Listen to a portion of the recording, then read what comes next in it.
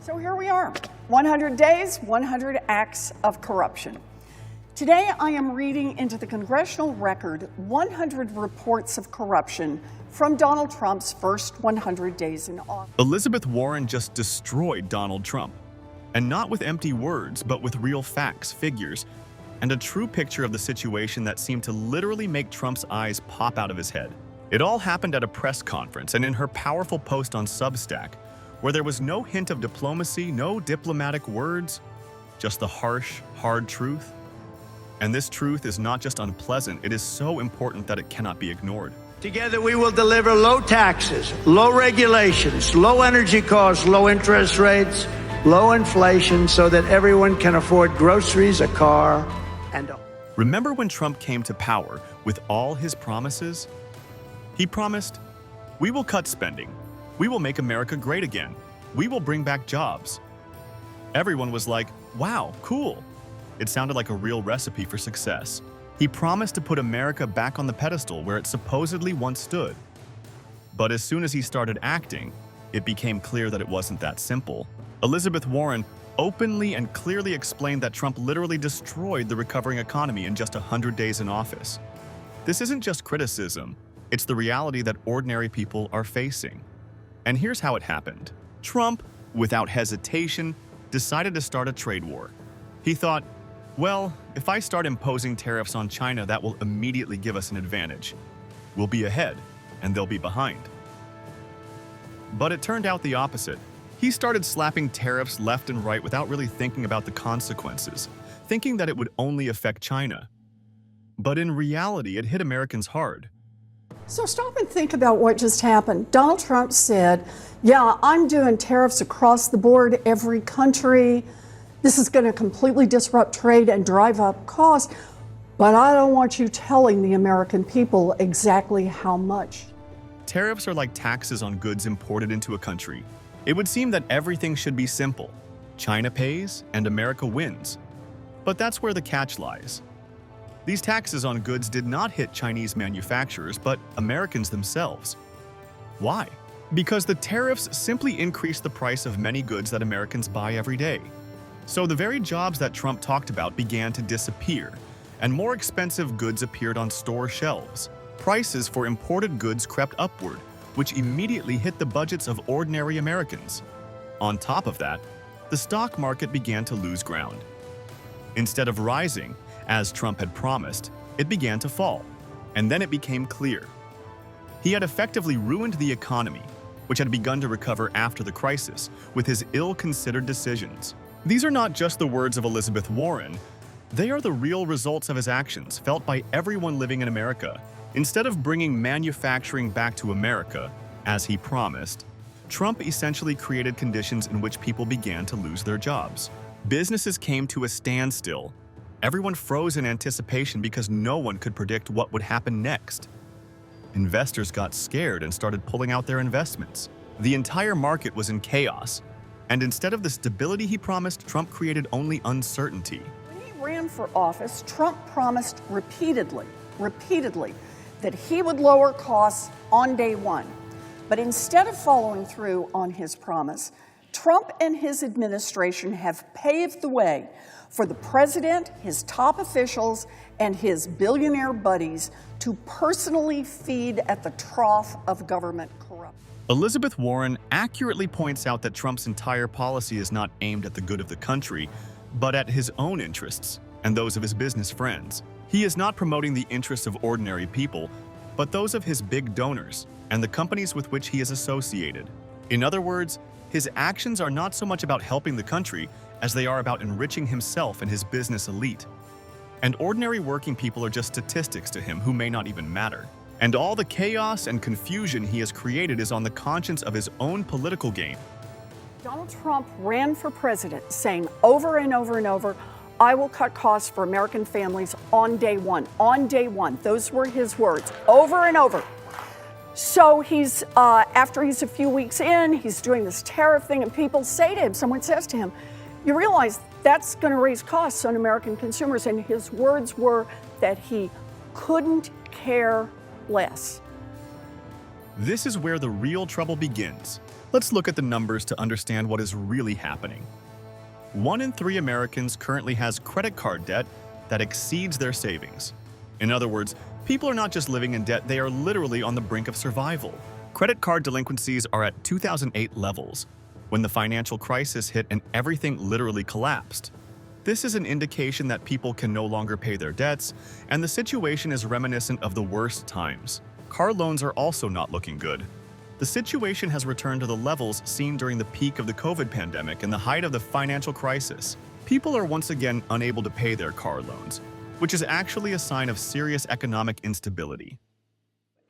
So what Donald Trump and his co-president Elon Musk have done is they found a backdoor way to cut benefits. And the backdoor way is basically to administer the system in a way that drives up the number of errors, that is, mistakes that you don't get what you are legally entitled to, and make it more and more impossible to get those errors. The pension accounts of Americans, which should have been growing, began to rapidly decline. During his first 100 days in office, Trump caused significant economic turmoil in the stock markets. Millions of people who were counting on their investments lost tens of thousands of dollars. These are not just numbers. This is real money that people had saved for the future, hoping for stability and growth. Social Security is not charity. It is not some giveaway. It is something that people earned throughout all of their working years on a promise from America that said you pay into that system, and then when you retire, you can count on those benefits. Solid, they will be there. And all this happened against the backdrop of his promises. During his election campaign, Trump insisted that he would strengthen the economy, ensure stability, and lead to growth. But the reality turned out to be quite different. Instead of stability, there was a decline. Instead of growth, there were losses, and most unpleasantly, all these promises fell on ordinary Americans, who are now not only facing an economic crisis, but also losing their savings. So the opportunity here through the tariffs for dealing back and forth in corruption is truly staggering. Understand again, one person is in charge. This is like the king who just waves his magic scepter, and all of a sudden that one over there has a lot more money and is doing great, and all those people over there are doing worse. And it's all a question of who helped the king in whatever way the king wanted to be helped. Trump wasn't just playing politics.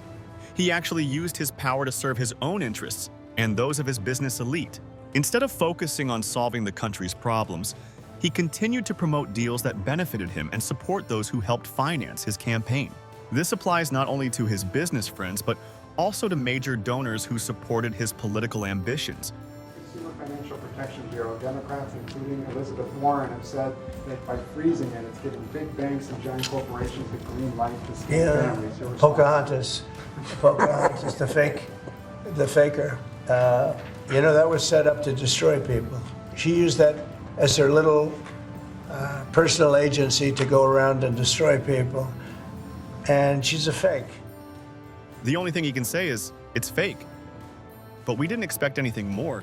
He continued to pursue economic and trade policies that seemed to help the country, but in reality, they all worked in his personal interests. Trump, for example, weakened regulations for large corporations and cut taxes for the wealthy, which on the one hand pleased his business partners, but on the other hand left ordinary Americans with far fewer opportunities and less prosperity. The United States is getting ready to bless Donald Trump's latest grift. A shady Abu Dhabi investment firm just announced it's going to make a $2 billion business deal with a foreign crypto company called Binance. So here's the kicker. Binance and the foreign investment firm are going to use Donald Trump's stablecoin to finance their transaction, essentially giving Trump a cut of that $2 billion deal. Boy, looks like corruption, smells like corruption. So yeah. Warren has stated outright that Trump does not serve the interests of the people, but only his own. His actions are not aimed at making the country stronger or helping ordinary people, but at continuing to provide favorable conditions for those who support him financially and politically. In essence, his policies are a path that leads not to progress but to personal gain. These are not simply mistakes or bad decisions. They are a deliberate attempt to use the power of the state to strengthen his financial position and that of his closest allies. Donald Trump's red light, green light tariffs mean higher prices and economic pain for American families. And now, it looks like Trump and his buddies could actually be profiting personally off that pain. When the president first announced, Elizabeth Warren is clear. The signs are all red. The economy is not on the rise, but on the brink of collapse. People are literally living on the edge of survival, and any loss of employment could set off a chain reaction of catastrophic events. One layoff and you've got an avalanche of debt, bankruptcies, and home losses. People who seemed like they could stay afloat are starting to drown in this economic pit. Donald Trump and Republicans in Congress want to add $7 trillion to the national debt over the next 10 years. Why? So they can fund giveaways for billionaires and billionaire corporations in the form of tax. And the worst thing about this situation is not the pandemic, not the global crisis, and not even the external threat. We did this to ourselves. Or, more precisely, one person did this to us, Donald Trump. He took an economy that was already beginning to recover somewhat after all the previous blows and simply threw it off a cliff. And he did so not by accident, but with his own hands, with his own decisions, which began to work against the entire country. He could have helped it recover, but instead he set it up for failure, destroying what was just beginning to recover. This is not the result of some external force or cataclysm. It is the result of his own actions.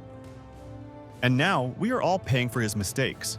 When it comes to serious issues, Trump masterfully switches to stand-up mode. Because of course, what else can you expect from a president but another joke instead of a coherent answer?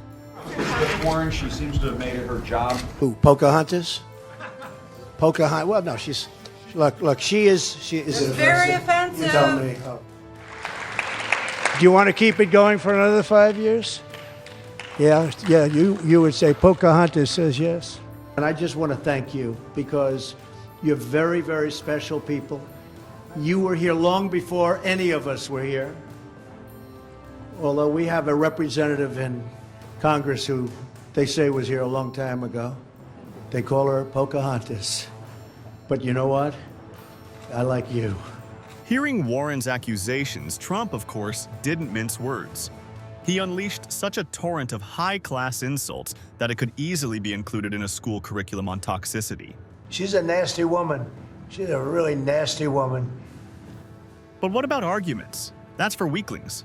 Now here's where it gets interesting.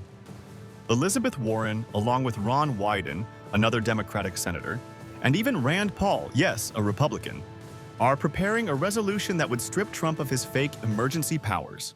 These are the very powers he is using to quietly impose destructive tariffs and harm the economy. And here's what's interesting. Even those Republicans who previously forgave and supported him are finally beginning to realize that this cannot continue. There is already an understanding among them that it is time for change. They are beginning to realize that Trump is leading the country into a dead end, and that his power based on these emergency powers is a real threat. And this clearly angers Trump. Just listen to this quote. It sends chills down my spine. But she's a woman that's been very ineffective, other than she's got a big mouth. Warren clearly states, every Democrat will vote yes on this resolution. Now let's see what the Republicans do. Are you with the people, or are you still willing to kneel before Trump? This is no longer just a political game. It is a test of honesty and whether Republicans are willing to put the country above their personal interests. Warren isn't just upset. She's really yelling that if this madness isn't stopped, things will only get worse.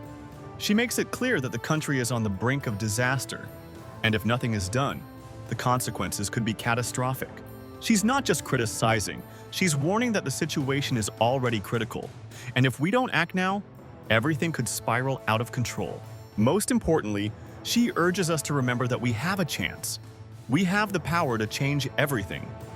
She is confident that we can say no to the destructive path that Trump is leading us down. It is up to us to stop this or allow the madness that is already causing suffering and destroying the economy to continue. Warren says, we can do this. We must do this. Warren is not calling for a choice between parties. She is talking about those who are really suffering. Ordinary people, who are now forced to pay the bills for the ambitions of others. She is not appealing to party interests, but to the reality faced by all those who work hard, struggle to make ends meet, and can no longer withstand this economic pressure. Is to frighten everybody else. The point is to try to get everyone, when we talk about, we have the power to stop Donald Trump. We have the power to push those Republicans to do their job. We have that power. But Donald Trump is hoping that enough people will be afraid, enough people will just hold it down just a little bit. She clearly states that if we don't stand up and tell the truth now, we will lose everything. And the only ones who will win are those who have been at the top for a long time and are profiting from this mess. These people don't care about us. They just continue to exploit the system while ordinary people suffer.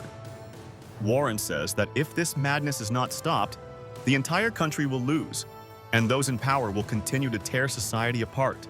So let's sum up. What is happening in America today is not just a political struggle. It is a struggle for the future of the country. Elizabeth Warren has clearly shown us what happens when a country's leader puts their personal interests above the interests of the people. We see how Trump's policies are destroying the economy, affecting the lives of ordinary people, and threatening the well-being of millions. This is about all of us getting into the fight to defend the Social Security that people have paid into all of their working lives. Now is the time. Stand up for Social Security. But Warren's important message is not just criticism, it is a call to action. She urges us not to stand aside, but to get actively involved. Because if we remain silent and do not intervene, the situation will not change. On the contrary, it will only get worse, and we will all find ourselves in an even more difficult situation. If you care about the future, if you want to see change in your country, don't stay in the shadows. Share this video, comment, subscribe to the channel, and stay informed about what is really happening. The time to act is now. Just like she said she was an Indian and she wasn't an Indian.